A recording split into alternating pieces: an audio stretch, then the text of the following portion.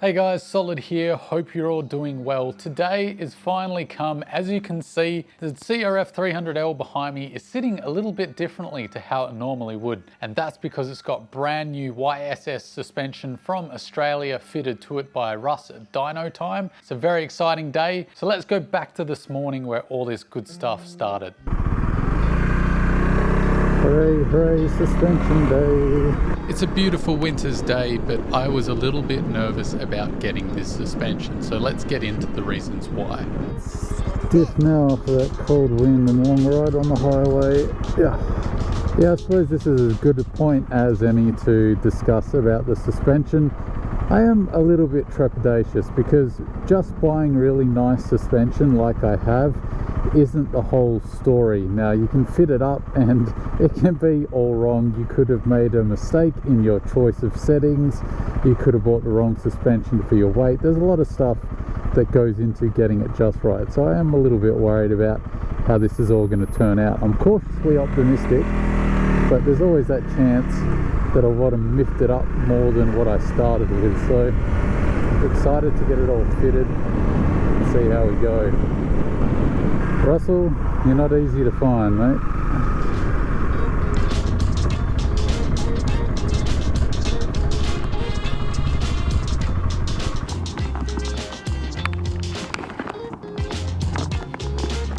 G'day, mate. Hey, mate. Now, I did want to say a big thank you to Adam. You know who you are, mate, at YSS Australia. He really helped me out going back and forth with what feels like hundreds of emails by now, really trying to dial in the suspension behind me just for my needs. Also, I really want to thank Russ at Dyno Time. Russ was gracious enough to allow me to film most of what he was doing for the day, but what exactly am I getting fitted today? On the front, I'm getting the 20mm cartridge kit from YSS for $1,095 Australian, as well as the monoshock at the rear of the bike, the MZ456 to be specific. I've also shoehorned in some of the wisdom that Russell imparted to me over the day. So I think the really interesting thing about these front springs is that there's only a spring in one of the shocks. Yeah, that's not an abnormal thing. Yeah. Torque's bit to remove that and then drill out the peening and then heating it up. So That sounds like fun. yeah, that's a bit of a process off the tube. That was the difficult part. That's the difficult part. Yep. The new cartridge now. Well, they look shiny. This is the rebound side. So it just slips back into That goes existing. There's the existing stanchion. Just a snug fit there.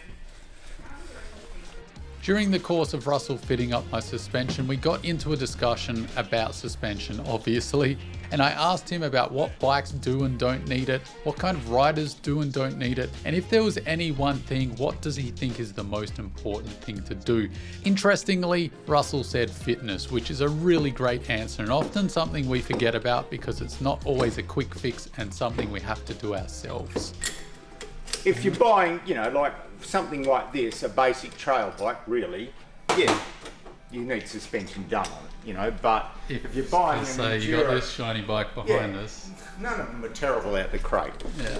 They may not be perfect, as long as you're in the weight range, If you're 120 kilos, yeah, suspension's very important because it's simply not built to suit you. Or if you're 50 kilos. So if you're in anywhere sort of around the 70 to 90 kilogram mark, You're in that sweet spot. you are, and then it's just a case of riding them, and then you can, and I do, change to suit type of riding and preference of riding, Weight's one facet to it, but if you're very tall, well, then that changes things too. But no, fitness is the big one. That one's all ready to go back in now. Nice, and we've got a little preload thing up on Yeah, top. preload and rebound adjustment there, air bleed adjustment there. Nice. Each leg, the other leg's just compression on there instead. I'm just setting your air bleeds.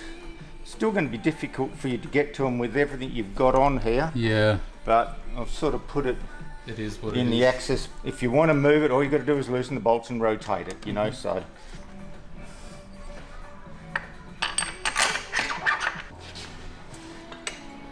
So is this actually easier than the 250L? way easier. It's a bit thicker, isn't it? Yeah, heavier rate spring. Yeah. That's a bigger body shock absorber. Yeah. Has a nitrogen recharge gas point. This has nothing. Sealed unit, can be done, but it's a lot of mucking around. Snow dampening adjustment. This one has a dampening adjustment down the bottom there, which is essentially rebound, but it affects compression and rebound. So that thicker cylinder, does that mean holds more oil and therefore can run cooler? Yeah. Yep.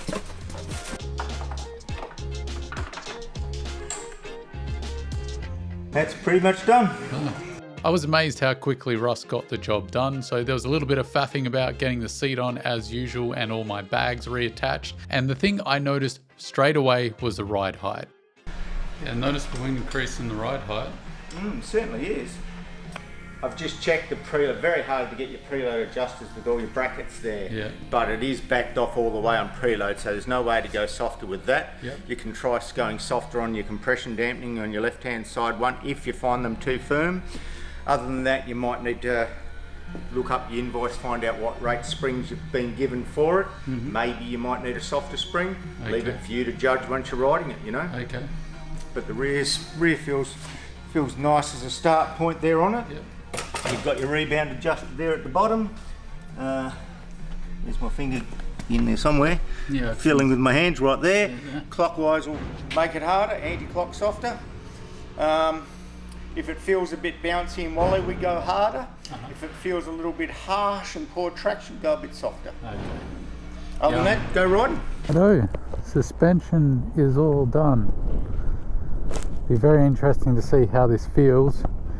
Bit worried the front's going to be a bit too stiff, as Russ pointed out. The front is set up fairly stiff, but that is in anticipation of me putting on a bigger tank, so it's accounting for a little more weight than what the bike is currently carrying. But the rear looks to be pretty much perfect out of the box, so let's go give it a test ride.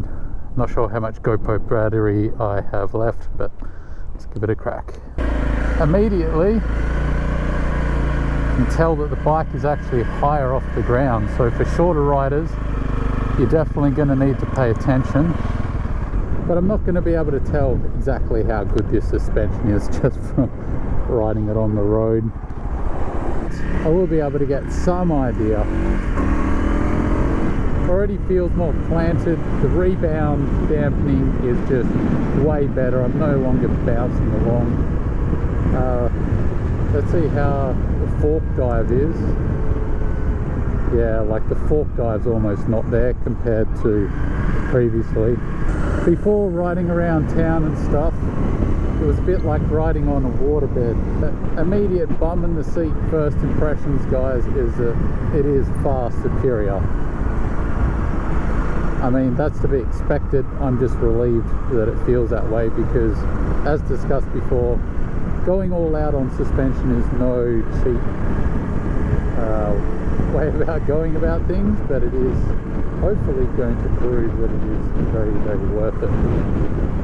And for those wondering exactly what the cost is, basically beginning to end, including dyno time fitting up all the suspension, it came to about 1900 Australian.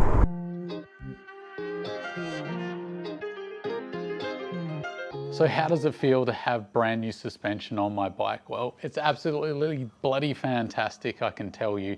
But of course, this is the honeymoon phase. You've got to keep that in mind. So I'm full of piss and vinegar and all excited about it. We will see how it goes once we've battle tested it out in the Australian bush and seen how it copes with single track camping trips, day rides with buddies. A lot of people are going to point out, how can you tell anything when you've only ridden it on the road and this is an off-road bike? Completely agree. This is just take it with a grain of salt. The feeling on the road, there was no diving in the suspension in the front when you're braking. It actually meant that the braking felt a little more dependable up front, which was a really nice secondary feature that I wasn't expecting. Of course, there's the big one to point out as well, and that's the ground clearance and the height of the motorcycle. There is a noticeable height difference. If you're a shorter rider, you're already struggling to get your feet down on the standard suspension. Modifying your suspension, at least with the YSS shocks, will raise the ride height. You might need to look at getting a lowering link to accommodate the newer suspension, a thinner seat, something along those lines. I'm sure there are plenty of options out there. My highly scientific measuring system shows that the bike's ground clearance is roughly 295 millimeters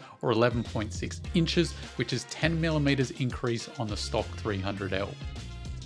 The next thing that I wanted to address was the opinion from a few people that said you can't spend that much money on a cheap bike like a 300L. It defeats the purpose of having a cheap bike. And I really don't understand that. Yes, if you've got absolutely no money and you're looking for a cheap bike, probably you shouldn't be spending more money to get it to where you need it to go if you don't have the money to spend. But for a lot of people, myself included, the appeal on such an affordable bike like the 300L or the Rally or most little dual sports is that you still have a lot of capital left over to modify it and turn it into your perfect unicorn. Even with the $2,000 worth of suspension and probably another grand's worth of crap bolted onto this bike. Now let's compare that to the 350 EXC that I came very, very close to buying instead of this bike. That was roughly $16,000, maybe $17,000 depending on the dealership and how much they wanted to bend me over the counter at the time. I knew that that bike probably needed at least $3,000, maybe even $4,000 to get it to where I needed to go. So I'm talking about 20 grand just to get a bike to where I want it to go. I really don't subscribe to the because you buy a cheap bike, you have to buy cheap parts. The massive bonus of an affordable motorcycle is having the capital left to spend big on all the accessories to make it the ideal bike for you. And I think this is very close now with the suspension and all the stuff I've got on it. There's only a few more things until this is my ultimate unicorn. So to you. Where to from here? Well, Russ told me that the suspension does need a little bit of time to bed in. Said go for a few rides. Usually it's about 100 kilometers or so. I'll easily do that in a day. I think I'll go for at least a few rides to really experience the suspension as it is, make notes if I think anything needs to be changed. I'm really, really excited to get out on the trail, so you'll just have to wait to the next one for my final opinion on how it goes off-road. So thanks for coming with me on this journey. Don't forget to stay shiny side up, and I'll see you in part 3.